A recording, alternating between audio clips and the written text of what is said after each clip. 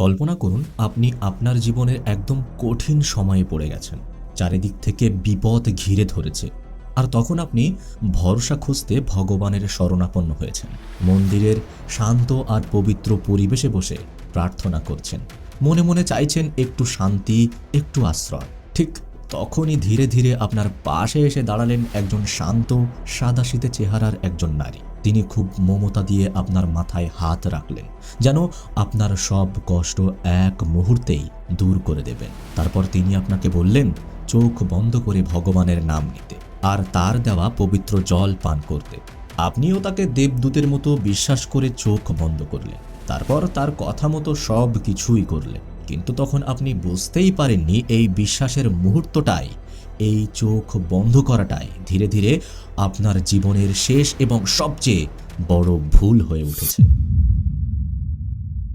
1999 সাল থেকে শুরু করে 2008 সাল পর্যন্ত এই প্রায় এক দশক জুড়ে কর্ণাটকের বিভিন্ন মন্দিরে এক অদৃশ্য আতঙ্ক নীরবে ঘুরে বেড়াচ্ছিল। বাইরে থেকে সবকিছু স্বাভাবিক মনে হলেও ভিতরে ভিতরে একটা ভয় ছড়িয়ে পড়েছিল। কোনো চিৎকার শোনা যেত না, কোনো ধস্তাধস্তির চিহ্নও থাকতো না। কিন্তু তারপরেও মন্দিরের নির্জন কোণে একের পর এক মহিলার নিথর দেহ পড়ে থাকতে দেখা যাচ্ছিল। ডাক্তাররাও বিষয়টা দেখে অবাক হয়ে যাচ্ছিলেন, কারণ মৃতদেহে কোথাও কোনো আঘাতের দাগ নেই, কোনো লড়াইয়ের চিহ্ন নেই। তারপরেও একটা অদ্ভুত ব্যাপার সবার সামনে আসছিল। প্রতিটি লাশের মুখের কাছে থেকে ভেসে আসছিল তেতো বাদামের মতো হালকা কিন্তু অস্বাভাবিক একটা গন্ধ।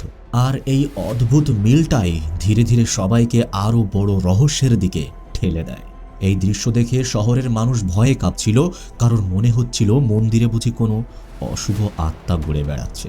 আবার কেউ ভাবছিল কোনো তান্ত্রিক তার কোনো গোপন সমাধানের জন্য এই নিরীহ ধার্মিক মহিলাদের টার্গেট করছে। তারপর এভাবেই নানা গুজব ছড়িয়ে পড়েছিল চারিদিকে। কিন্তু সত্যিটা ছিল এর থেকে হাজার গুণ বেশি ভয়ঙ্কর এবং অস্বস্তিকর।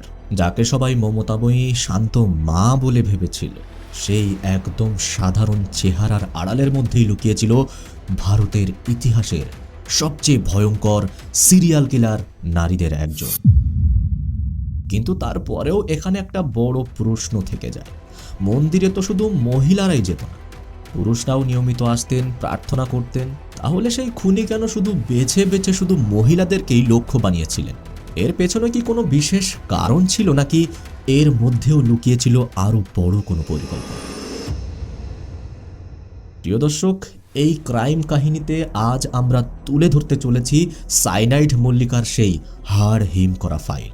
এটা এমন একটা কাহিনী যা শুনলে আপনার শরীর শিউরে উঠবে, যে কিভাবে একজন শান্ত সাধারণ চেহারার মহিলা ধীরে ধীরে যমরাজের রূপ নিল, কেন সে মন্দিরের মতো পবিত্র জায়গাগুলিকেই নিজের অপরাধের মঞ্চ হিসাবে বেছে নিল, আর এই পবিত্র জলের আড়ালেই ঠিক কি ভয়ঙ্কর সত্য লুকানো ছিল।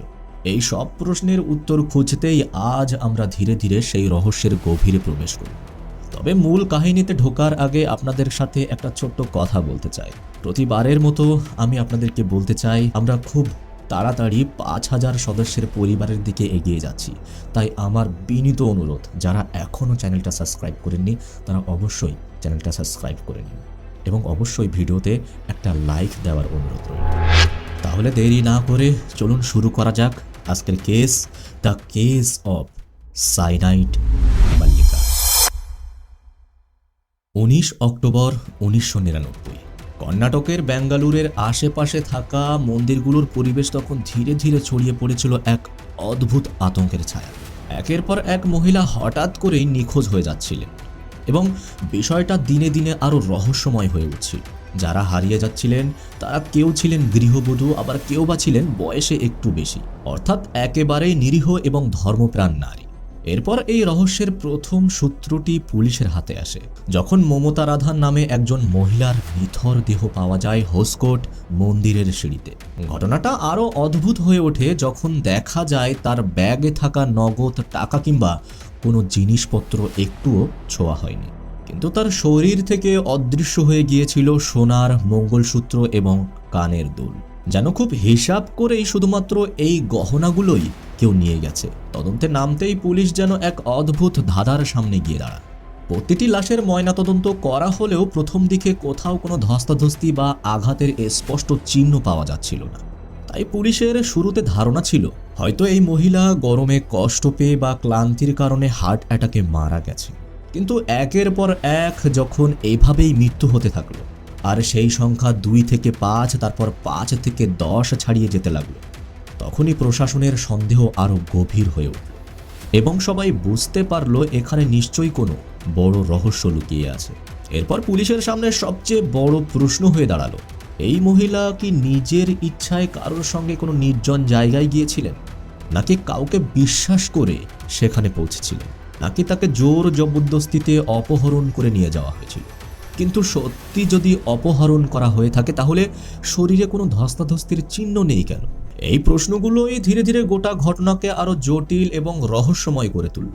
এরপর বেঙ্গালুরু পুলিশ শহরের বিভিন্ন জায়গায় থাকা কয়েকশো সিসিটিভি ফুটেজ খুঁটিয়ে খুঁটিয়ে দেখা শুরু করলেন এবং পাশাপাশি অনেক প্রত্যক্ষদর্শীর বয়ানও সংগ্রহ করতে লাগলেন। তারপর সেই সব তথ্য একসঙ্গে জোড়া লাগাতে গিয়ে উঠে এলো এক রহস্যময় নারীর কথা, যে নাকি প্রায় প্রতিটি মন্দিরেই মহিলাদের সঙ্গে খুব সহজভাবে মিশে যেত, তাদের সঙ্গে গল্প করত এবং অল্প সময়েই তাদের খুব কাছের মানুষ হয়ে উঠত। ফলে প্রশ্নটা আরো গভীর হয়ে উঠল, কে এই মহিলা, আর তার সঙ্গে একের পর এক নিখোঁজ হয়ে যাওয়া এই মহিলাদের সম্পর্কটাই বা কি ছিল?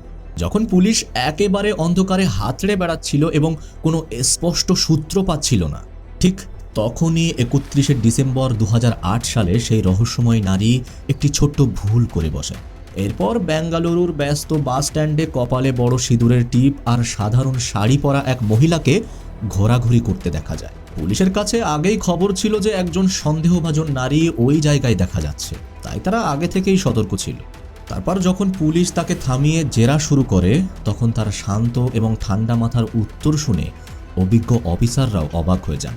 তিনি খুব স্বাভাবিক ভঙ্গিতে নিজের নাম বলেন কেডি কাম্পামা। তাকে দেখতে একেবারেই সাধারণ কোনো মা বা বয়সে বড় দিদির মতো লাগছিল, তাই প্রথম নজরে কারোর সন্দেহ হওয়ার মতো কিছুই ছিল না।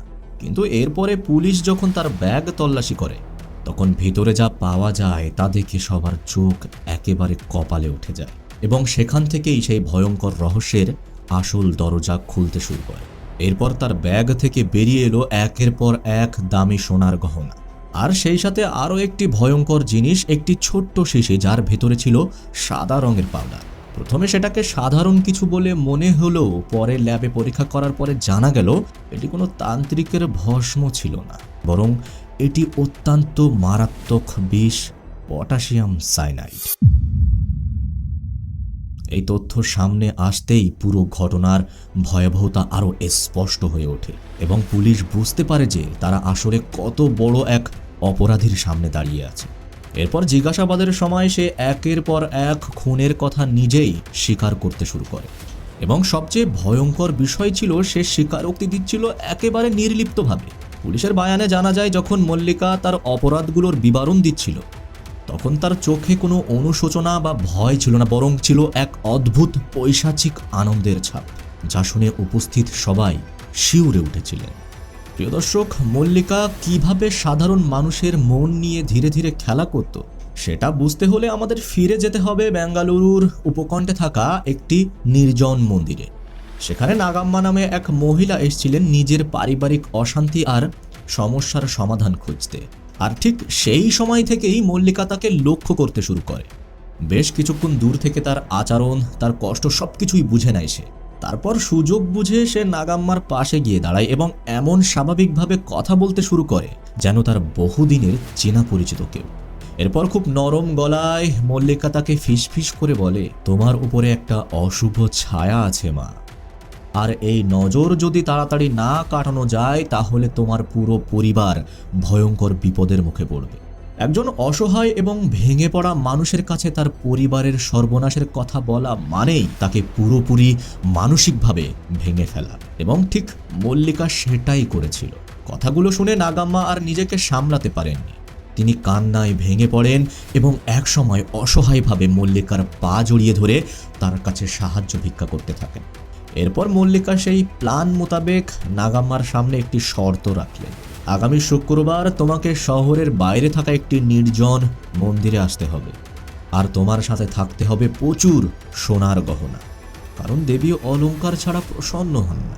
তারপর মনে রাখো, এই কথা তুমি বাড়ির কাউকেই এক অক্ষরও বলবে না, কারণ বললেই ভয়ঙ্কর অভিশাপ নেমে আসবে। এই কথাগুলো এমনভাবে বলা হয়েছিল যে একজন ভীত এবং অসহায় মানুষের পক্ষে তা অমান্য করা প্রায় অসম্ভব ছিল। তারপর ঠিক শুক্রবারের দিন নাগাম্মা নিজের জীবনের সবচেয়ে দামি গহনাগুলো পরে সেই নির্জন মন্দিরে পৌঁছালেন। এরপরে মল্লিকা তাকে সেখানে বসিয়ে ধূপ আর প্রদীপ জ্বালিয়ে এক অদ্ভুত মায়াবী পরিবেশ তৈরি করলেন, যাতে নাগাম্মা পুরোপুরি বিশ্বাস করে নেয় যে সত্যিই কোনো পূজা বা আচার হতে চলেছে। এরপর যখন নাগাম্মা চোখ বন্ধ করে দেবীর আরাধনায় মগ্ন হয়ে পড়লেন, তখন মল্লিকা খুব ধীরে এবং ঠান্ডা মাথায় তার ব্যাগের চেইন খুলে ফেলল আর ভিতর থেকে বের করলো সেই নীলচে রঙের পটাশিয়াম সাইনাইডের ছোট্ট শিশি, যা এই পুরো ঘটনার সবচেয়ে ভয়ঙ্কর সত্যটাকে লুকিয়ে রেখেছিল। নাগাম্মা তখন একেবারেই বুঝতে পারেননি তিনি যেটাকে চরণ মৃত ভেবে পান করছেন সেটাই আসলে তাকে চিরতরে স্তব্ধ করে দেওয়ার জন্য ব্যবহার করা হচ্ছে, এবং এর কয়েক সেকেন্ডের মধ্যেই তার পুরো শরীর অস্বাভাবিকভাবে প্রতিক্রিয়া দেখাতে শুরু করে।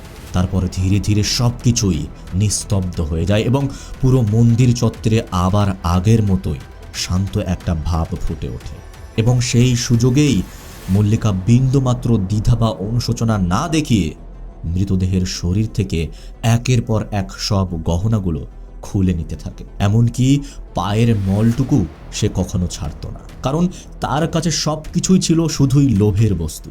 এরপর কাজ শেষ করে সে খুব স্বাভাবিকভাবে নিজেকে গুছিয়ে নেয় এবং তারপর বাসে করে বাড়ির পথে রওনা দেয় যেন কিছুই ঘটেনি। তার মুখে বা আচরণে কোনো ভয় বা অস্থিরতার ছাপ ছিল না, বরং সে খুব ঠান্ডা মাথায় জানতো যে এই গহনাগুলো বিক্রি করে সে অনেক টাকা পাবে, আর তা দিয়ে সে আগামী কয়েক মাস আরাম আয়েশে প্রায় রাজকীয় জীবন কাটাতে পারবে। এভাবে পুলিশ যখন একে একে 30 জন মহিলার নিথর দেহ উদ্ধার করতে লাগলো, তখন তদন্তকারীদের মাথায় একটা প্রশ্ন ঘুরে বেড়াতে লাগলো। এই খুনি কেন কোনো পুরুষকে টার্গেট করছে না? কেন সে শুধু বারবার মহিলাদেরকেই বেছে নিচ্ছে? এই প্রশ্নের উত্তর খুঁজতে খুঁজতেই তদন্ত আরও জটিল হয়ে উঠেছিল। কিন্তু পরে যখন মল্লিকার জবানবন্দি নেওয়া হয়, তখন তার মুখ থেকেই যে তথ্য বেরিয়ে আসে সেগুলো সত্যিই সবাইকে স্তব্ধ করে দেওয়ার মতো ছিল। প্রথম কারণ ছিল তথাকথিত জেন্ডার অ্যাডভান্টেজ, অর্থাৎ সমাজে একজন অপরিচিত পুরুষ যদি কোনো মহিলার সাথে কথা বলে তাহলে সেটাকে মানুষ সহজেই সন্দেহের চোখে দেখে এবং সতর্ক হয়ে যায়। কিন্তু ঠিক উল্টোটাই ঘটে যখন একজন মধ্যবয়সী বা সাধারণ চেহারার মহিলার ক্ষেত্রে এটা হয়। অন্য মহিলারা খুব সহজেই তার সঙ্গে কথা বলতে পারে এবং তার উপরে ভরসা করতে পারে এবং খুব দ্রুতই তার সঙ্গে মিশে যায়। মল্লিকা এই বিষয়টাকেই নিজের সবচেয়ে বড় অস্ত্র বানিয়েছিল। সে নিজেকে এক মমতাময়ী বড় মা ও দিদির মতো করে সবার সামনে উপস্থাপন করত, আর সেই বিশ্বাসের আড়ালেই লুকিয়ে রাখত নিজের ভয়ঙ্কর দানবীয় সত্তাকে। আর দ্বিতীয় ছিল অলংকারের সহজ প্রাপ্যতা। মল্লিকার চোখে প্রতিটি মহিলা যেন ছিল একটি চলন্ত ব্যাংক অ্যাকাউন্টের মতো, যেখান থেকে সে খুব সহজেই টাকা আদায় করতে পারত। একজন পুরুষের কাছে হয়তো শুধু একটা মানি ব্যাগ কিংবা ঘড়ি পাওয়া যেত, বড়জোর আরেকটি ফোন, কিন্তু একজন মহিলার শরীরে থাকা মঙ্গলসূত্র, কানের দুল, চুড়ি, এই সব গহনাগুলো বিক্রি করে মল্লিকা একবারে কয়েক লক্ষ টাকা পর্যন্ত পেয়ে যেত। তাই তার কাছে এই টার্গেটগুলো ছিল লোভনীয় এবং সহজ আয়ের সবচেয়ে বড় উৎস। এবং মহিলাদের ক্ষেত্রে পূজা, আশীর্বাদ বা তান্ত্রিক ক্রিয়ার নাম করে নির্জন জায়গায় নিয়ে যাওয়া তার জন্য প্রায় জল ভাতের মতো সহজ হয়ে গিয়েছিল। এবং তারপরে সে নিজের পরিকল্পনা মতো সেই কাজ সম্পন্ন করত। যখন পুলিশ মঙ্গলার কাছ থেকে একের পর এক খুনের স্বীকারোক্তি শুনছিল, তখন তদন্তকারীদের মনে একটা প্রশ্ন বারবার আসছিল। একজন দেখতে একেবারে সাধারণ মেয়ে কিভাবে ধীরে ধীরে এমন ভয়ঙ্কর অপরাধীতে পরিণত হলো? এই প্রশ্নের উত্তর খুঁজতে গেলে আমাদের ফিরে যেতে হয় তার অতীতে, তার শৈশবে বেড়ে ওঠার দিনগুলোতে। জন্ম ও শৈশবের কথা বলতে গেলে মল্লিকার জন্ম হয়েছিল 1970 সালে কর্ণাটকের বেঙ্গালুরুর কাছাকাছি অবস্থিত কাকগালিপোরা নামের একটি ছোট্ট গ্রামে। তার আসল নাম ছিল কেডি কাম্পামা। ছোটবেলা থেকে কাম্পামা অন্য সাধারণ মেয়েদের মতোই বেড়ে উঠেছিল গ্রামের পরিবেশে। পরিবার আর সীমিত সুযোগ সুবিধার মধ্যেই তার শৈশব কেটেছে, কিন্তু তারপরেও তার মনে ছিল কিছু পাওয়ার স্বপ্ন, বিলাসবহুল জীবনযাপনের তীব্র ইচ্ছা, যা তাকে অন্যদের থেকে আলাদা করে তুলেছিল। পড়াশোনায় সে খুব বেশি দূরে এগোতে পারেনি, কিন্তু মানুষের সঙ্গে সহজে মিশে যাওয়ার এবং তাদের মন জয় করে নেওয়ার একটা স্বাভাবিক ক্ষমতা তার ছিল। আর ঠিক সেই ক্ষমতাটাই পরে তার জীবনের সবচেয়ে বড় অস্ত্র হয়ে ওঠে। বিবাহিত জীবনটা শুরু হয়েছিল একেবারেই সাধারণ, কিন্তু সেই সাধারণতার মধ্যেই লুকিয়েছিল ভবিষ্যতের অশান্তির বীজ। 1988 সালে মাত্র 18 বছর বয়সে ক্যাম্পামার বিয়ে হয় আঞ্জনাপ্পা নামে এক যুবকের সঙ্গে, যিনি পেশায় ছিলেন একজন দর্জি। বিয়ের পর তারা বেঙ্গালুরুর কাছে একটি ছোট্ট ভাড়া বাড়িতে নতুন সংসার শুরু করে এবং তারপর ধীরে ধীরে তাদের পরিবার বড় হতে থাকে। এক এক করে আসে তাদের ঘরে তিনটে সন্তান। শুরুতেই সবকিছু স্বাভাবিক, একেবারে সাধারণ নিম্নবিত্ত পরিবারের মতোই তাদের দিন চলছিল, কিন্তু ধীরে ধীরে 1990 দশকের মাঝামাঝি সময়ে এসে সমস্যাগুলো মাথা চাড়া দিয়ে ওঠে। কারণ মল্লিকার মনে তখন থেকেই জন্ম নিতে শুরু করেছিল দ্রুত ধনী হওয়ার প্রবল আকাঙ্ক্ষা। তার স্বপ্ন ছিল বড়লোক হওয়ার, বিলাসবহুল জীবনযাপন করার, কিন্তু একজন দর্জির সামান্য আয়ে সেই স্বপ্ন কোনোভাবেই পূরণ হচ্ছিল না। আর ঠিক সেখান থেকেই তার জীবনের মোড় ঘুরতে শুরু করে। এরপর দ্রুত ধনী হওয়ার সেই তাড়নায় মল্লিকা তার স্বামীর অজান্তেই এলাকায় একটা ছোট্ট চিটফান্ডের ব্যবসা শুরু করে। সে আশেপাশের পরিচিত মহিলাদের মিষ্টি কথা বলে তাদের ভবিষ্যতের স্বপ্ন দেখিয়ে ধীরে ধীরে তাদের জমানো টাকা নিজের কাছে জমা রাখতে শুরু করে। প্রথম দিকে সবকিছুই ঠিকঠাক চলছিল এবং মানুষ তাকে বিশ্বাসও করেছিল, কিন্তু তারপর আসে তার হিসাবের গড়বেল। অযথা খরচ আর বিলাসী জীবনযাপনের জন্য সেই ব্যবসায় বড়সড় ধস নামে এবং খুব অল্প সময়ের মধ্যেই সবকিছুই ভেঙে পড়ে। এরপর আসে 1998 সাল, যা ক্যাম্পামার জীবনের সবচেয়ে অন্ধকার সময় হয়ে দাঁড়ায়। একে একে পাওনাদাররা তার বাড়িতে আসতে শুরু করে, রোজ গালিগালাজ, চাপ আর হুমকি দিতে থাকে এবং পরিস্থিতি দিন দিন আরও খারাপ হতে থাকে। ঠিক তখনই তার স্বামী আঞ্জনাপ্পা পুরো ঘটনাটা জানতে পারে যে মল্লিকা গোপনে মানুষের লক্ষ লক্ষ টাকা আত্মসাৎ করেছে। এই সত্য সামনে আসতেই তাদের সংসারে ভয়াবহ অশান্তি শুরু হয়ে যায় এবং সম্পর্কের ভিত নড়বড়ে হয়ে পড়ে, যা শেষ পর্যন্ত তার জীবনের পথকে সম্পূর্ণ বদলে দেয়। অবশেষে 1998 সালের এক বৃষ্টি ভেজা রাতে পরিস্থিতি চরমে পৌঁছায় এবং রাগের মাথায় আঞ্জনাপ্পা মল্লিকাকে বাড়ি থেকে বের করে দেন এবং সেই মুহূর্তে সন্তানের প্রতি মায়াও তাকে আর থামাতে পারেনি এবং এক নিমেষেই সে হয়ে পড়ে ঘর ছাড়া গৃহিণী। চারিদিক অন্ধকার, সামনে অনিশ্চিত ভবিষ্যৎ। এই অবস্থাতেই ক্যাম্পামা সেই রাতেই নিজের মনে একটি কঠিন শপথ নেয় যে সে আর কোনোদিন অভাব আর অপমানের মুখ দেখবে না। এরপর ধীরে ধীরে তার মনে এক ভয়ঙ্কর বিশ্বাস গড়ে উঠতে থাকে যে এই সমাজে টাকার থেকে কোনো বড় শক্তি বা ভগবান নেই। সেই জেদ আর সেই অন্ধ লোভই তাকে ধীরে ধীরে ঠেলে দেয় এক অন্ধকারের পথে, যেখান থেকে আর ফেরার কোনো পথ ছিল না। সেই রাতের পর থেকেই তার জীবনের নতুন এক অধ্যায় শুরু হয় এবং সেই জেদ থেকেই এক সময় জন্ম নেয় ভারতের ইতিহাসের অন্যতম ভয়ঙ্কর নারী সিরিয়াল কিলার সাইনাইড মল্লিকা।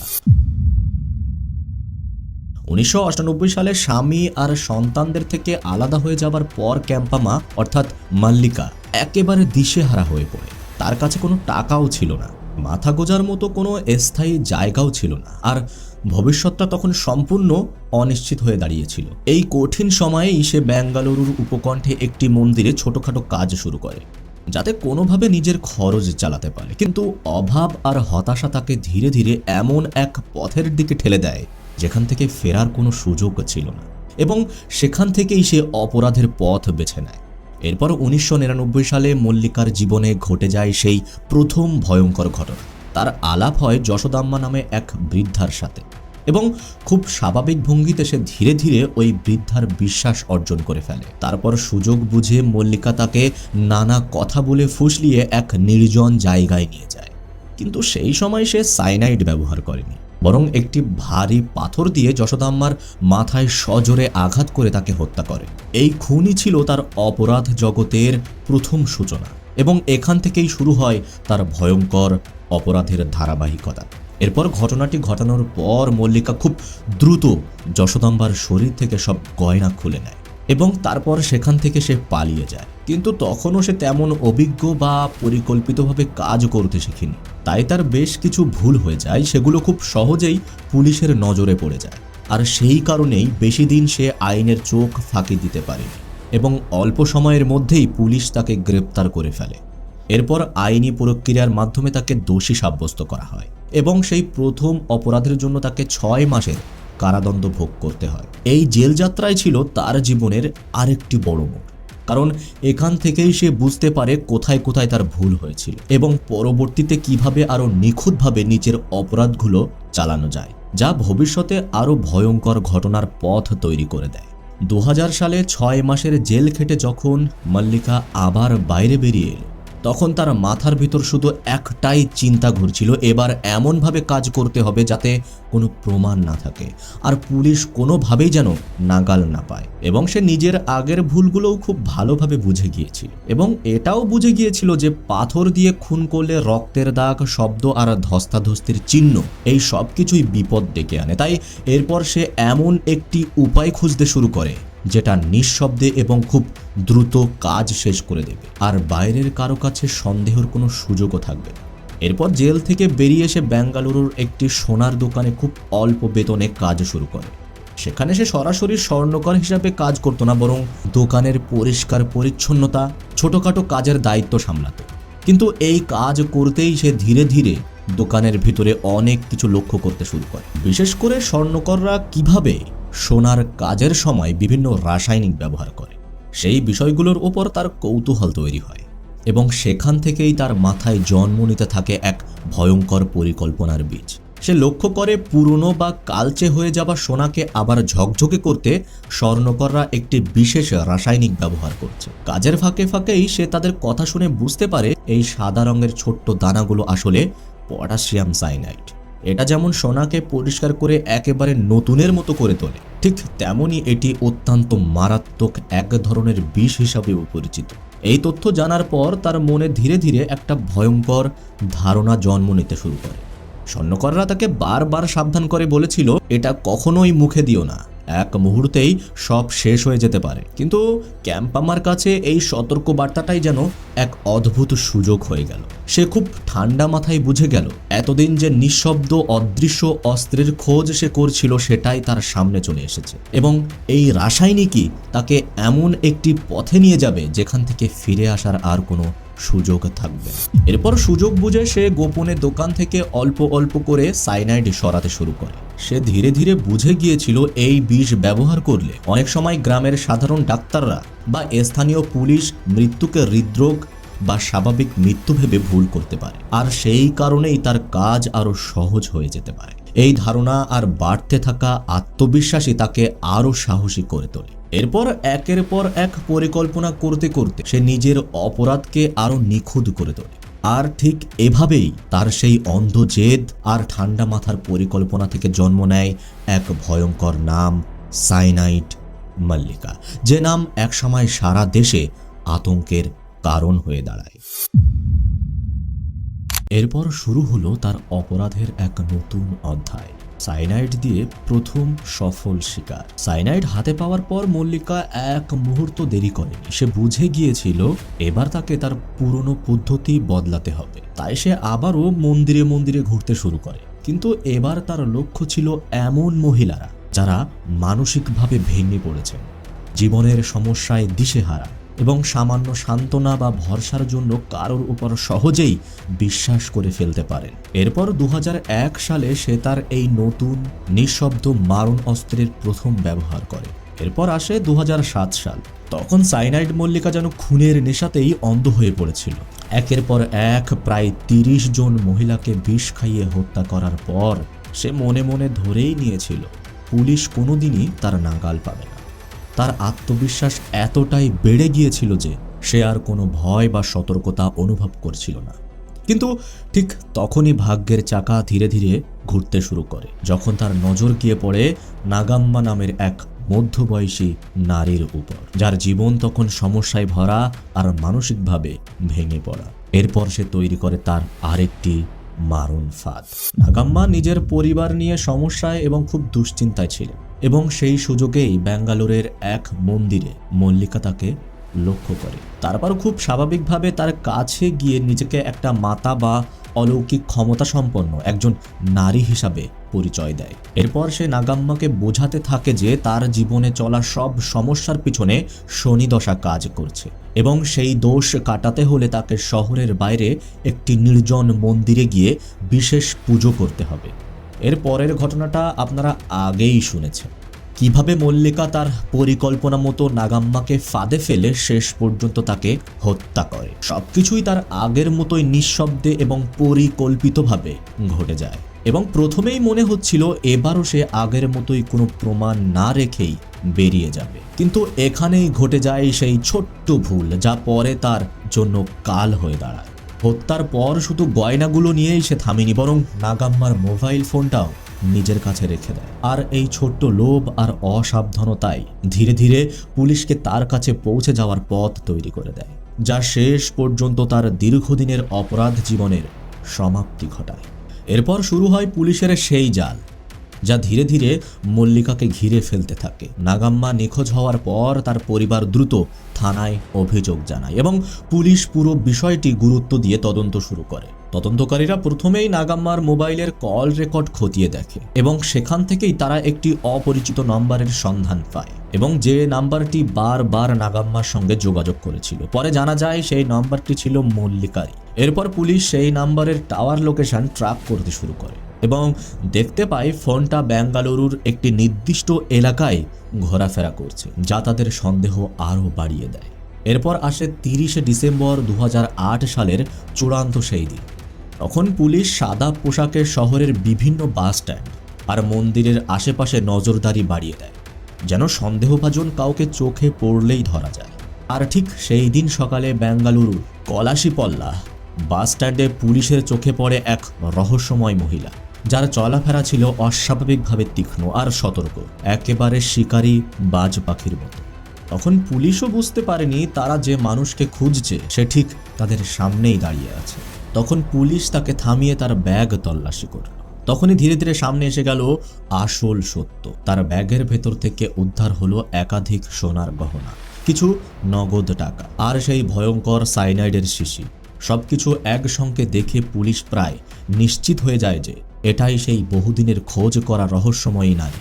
এরপর জেরা শুরু হলে মল্লিকা প্রথমে সবকিছু অস্বীকার করার চেষ্টা করে এবং নিজেকে নির্দোষ প্রমাণ করতে চায়, কিন্তু তারপর যখন নাগমার মোবাইল ফোনটি তার কাছে পাওয়া যায় তখন আর কিছু বলার থাকে না এবং ধীরে ধীরে সে ভেঙে পড়ে।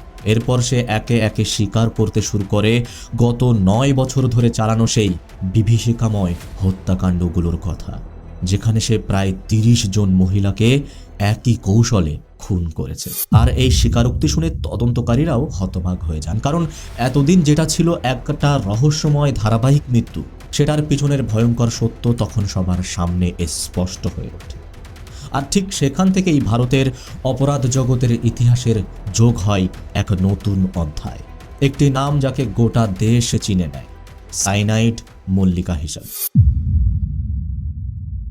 আজ সাইনাইড মল্লিকা কর্ণাটকের সেন্ট্রাল জেলে নিজের অপরাধের দিন গুনছে। জেলে সে এখন একদম শান্ত সাধারণ একজন কয়েদি। জেলের ভিতরে তাকে এখন খুব ধার্মিক হিসাবে দেখা যায়, কিন্তু তার হাতের সেই রক্তমাখা ইতিহাস আজও কর্ণাটক তথা ভারতের মানুষের মনে আতঙ্কের জন্ম দেয়। সাইনাইড মল্লিকার এই কাহিনী আমাদের চোখের সামনে এক কঠোর সত্য তুলে ধরে। আমাদের সামান্য এক অন্ধবিশ্বাস কিংবা দ্রুত বড়লোক হওয়ার লোভ, ঠিক এই জায়গা থেকেই শুরু হতে পারে আমাদের পতন, আর সেই ভুলের মূল্য দিতে হতে পারে নিজের জীবন দিয়ে। মল্লিকার এই হাড় হিম করা ঘটনা আমাদের একটাই শিক্ষা দেয়, জীবন খুব দামি, আর এই দামি জীবনকে রক্ষা করার দায়িত্বটাও আমাদের। আমরা প্রতিনিয়ত চেষ্টা করি সমাজের এই অন্ধকার দিকগুলোকে আপনাদের সামনে তুলে ধরতে, যাতে আপনি এবং আপনার পরিবার থাকতে পারেন নিরাপদ ও সচেতন। এই ভিডিওটি যদি আপনাদের মনে সামান্যতম সচেতনতা তৈরি করে থাকে, তাহলে ভিডিওটি লাইক করে আরও মানুষের কাছে পৌঁছে দিতে সাহায্য করুন। এবং আপনি যদি আমাদের এই পরিবারের অংশ হতে চান, তাহলে নিচের সাবস্ক্রাইব বাটনটি প্রেস করতে ভুলবেন না, কারণ আপনার একটি সাবস্ক্রাইব আমাদের পরবর্তী গবেষণার সবচেয়ে বড় অনুপ্রেরণা। তাহলে আজকের ভিডিও এ পর্যন্ত, দেখা হবে আবার পরের ভিডিওতে।